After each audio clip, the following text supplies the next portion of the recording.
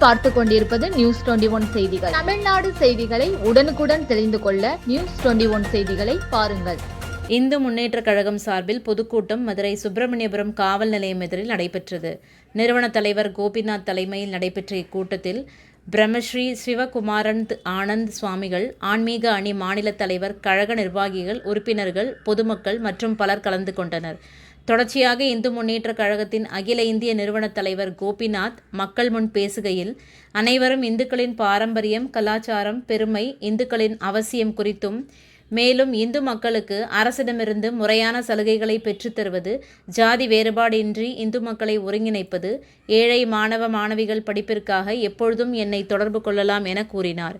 விழா நிறைவாக உறுதிமொழி எடுத்து நாட்டுப்பண் பாடி முடித்தனர். நியூஸ் 21 செய்திகளுக்காக ரமேஷ். ராணிப்பேட்டை மாவட்டம் ஆற்காடு பேருந்து நிலையத்தில் மாதந்தோறும் பௌர்ணமி அன்று அன்னதானம் வழங்கி வரும் Sri Jothilingeswarar சிவனடியா Seva public charitable trust பல்வேறு ஆன்மீக பணிகள். பள்ளி மாணவ மாணவிகளுக்கு உதவி செய்தல், மரம் நடுதல், இரத்த தான முகாம் நடத்துதல், மருத்துவ முகாம் நடத்துதல், துப்புரவு பணியாளர்களுக்கு நலத்திட்ட உதவிகள் வழங்குதல் போன்ற எண்ணற்ற பொது சேவை பணிகளை செய்து வருகின்றனர். இதில் உதவி செய்ய விருப்பமுள்ளவர்கள் தொடர்பு கொள்ளவும். நிறுவன தலைவர் ஜெய் மாருதி சரவணன், எண் 3, ராஜ முதலியார் தெரு, ஆற்காடு, ராணிப்பேட்டை மாவட்டம். மேலும் விவரங்களுக்கு 9040405952 80981879 என்ற எண்ணை தொடர்பு கொள்ளவும்.